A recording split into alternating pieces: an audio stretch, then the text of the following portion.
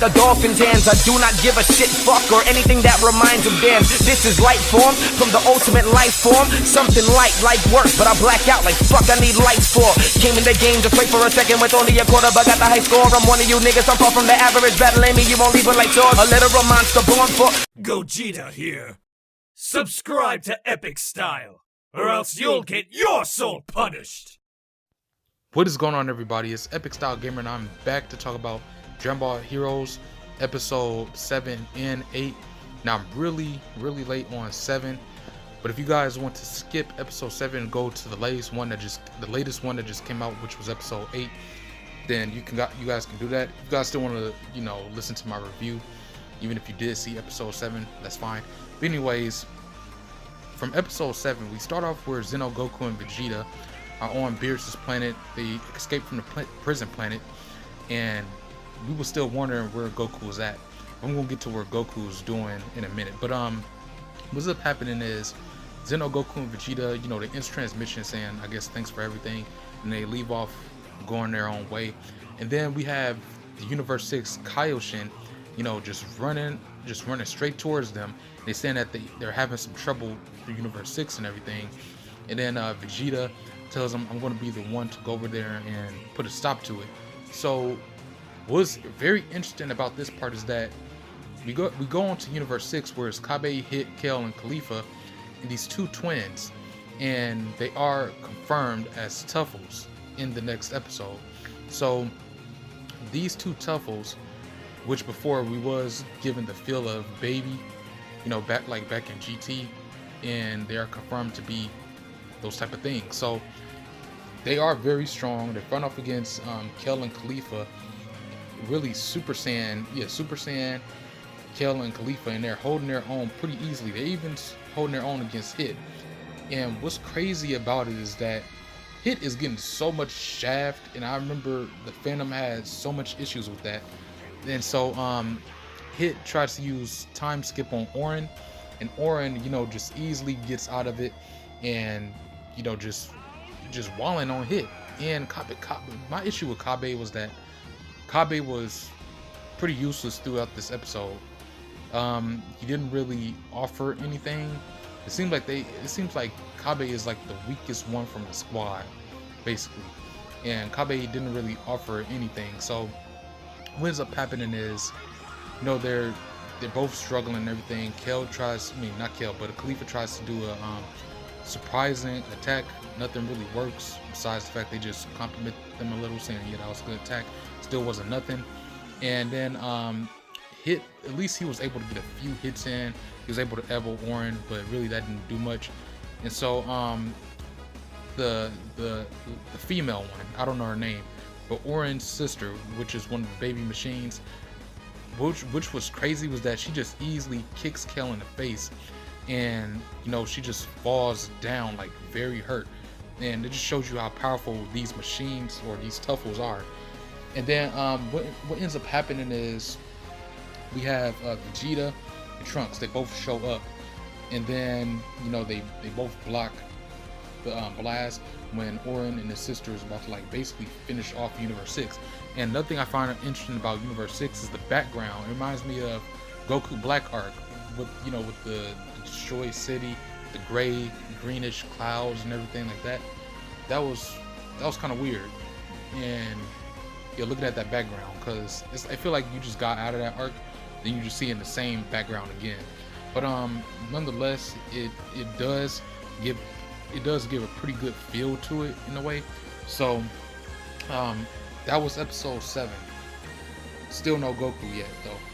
But going on to episode 8. I was about to say 9, but 8.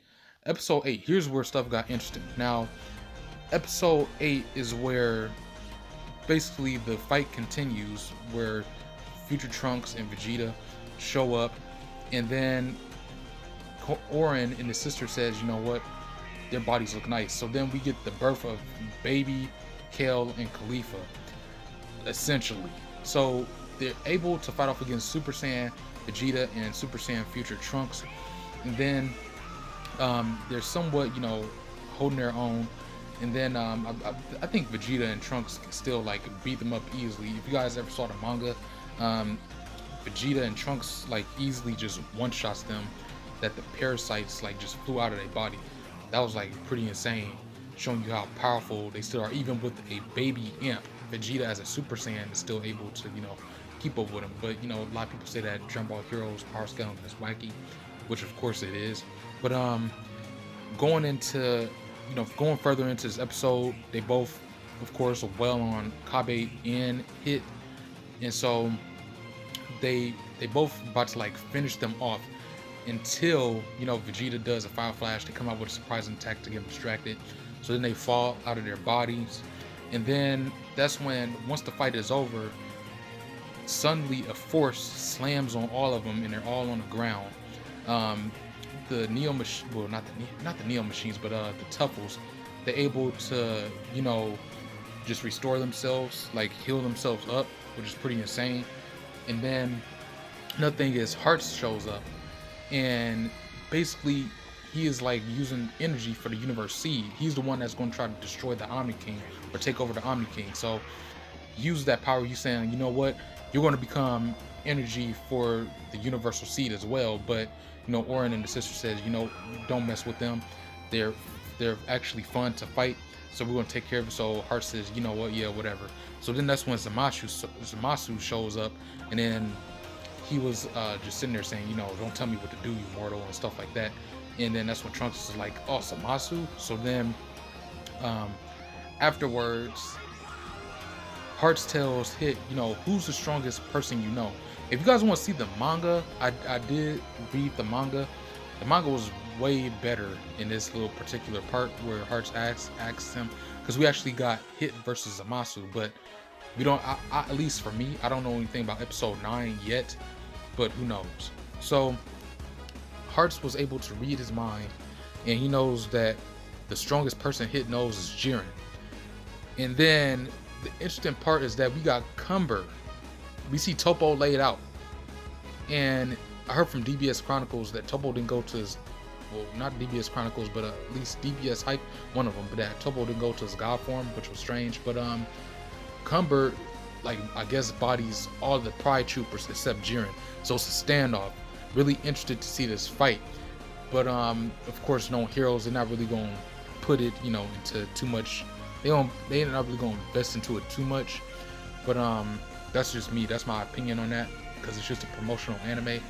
But if they really going to like duke it out, kind of like how the Cumber versus Goku and Vegeta fight was, at least in that type of aspect, then yeah, I'll be interested to see that fight, how that fight's going to go down. Person that's beyond the God Destruction and a super strong ancient Saiyan.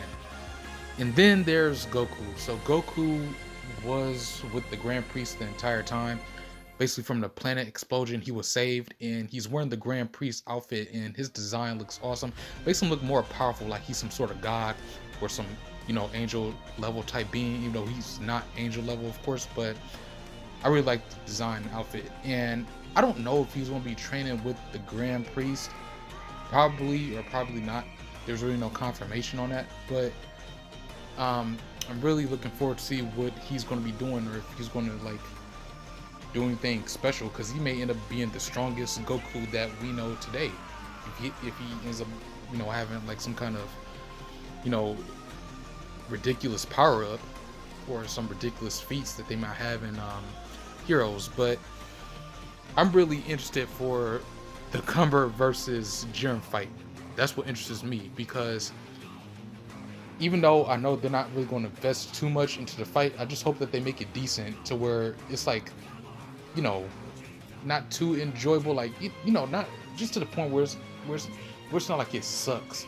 Similar to the Xeno Goku versus the Super Saiyan Blue Goku fight.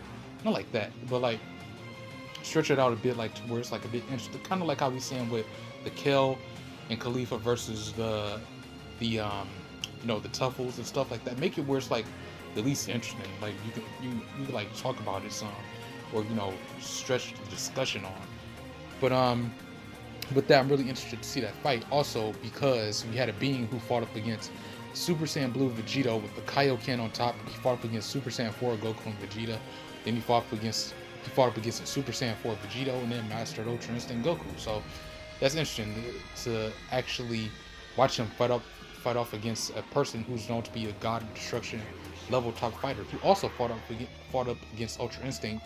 Granted that Jiren did do better than Cumber when you look at it from a aspect of how they was fighting Ultra Instinct Goku, but who knows? They can always give Jiren the shaft as well, which I think, in my honest opinion, I think Cumber may take it. A lot of people say Jiren, but I think Cumber is going to end up being the winner, because I think Jiren will end up having to team up with Hit and Goku sometime, based on how it was shown up as a promotion, but it's just a promotion. So yeah, that's that. So I feel for episode 9, I think we're going to see Kefla versus the Tuffles. I think we're bound to see that happen sometime, at least in episode 9 or 10. So with the Cumber and Jiren fight, what I mean is at least stretch it some. Like, have them fight in episode 9, then stretch it to 10, or like very beginning of 11, and maybe that's where the fight ends off, and then we'll see who squares up as the winner.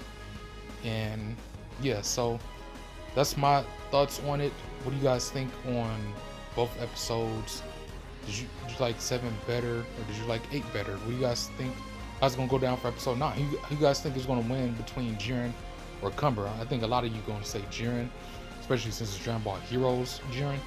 But I don't know. I feel that Cumber is going to take this, because just given how strong he was shown in the Prison Planet, or just all the beings he was fighting. Plus he has forms on top of his power, like his base power. Like, yeah, Super Saiyan and Super Saiyan 3 and all of that. So yeah, I see Cumber taking this fight. And yeah, I'm not trying to shit on Jiren, but I just feel like they're gonna give Jiren the shaft. That's what I feel for Dragon Ball Heroes. So yeah, there's that. Make sure you guys follow me on the social media platform. Stay tuned for my next video. Hope you guys enjoyed this little review and this little discussion, my thoughts of Dragon Ball Heroes. And yeah, with that, I'll see you guys later.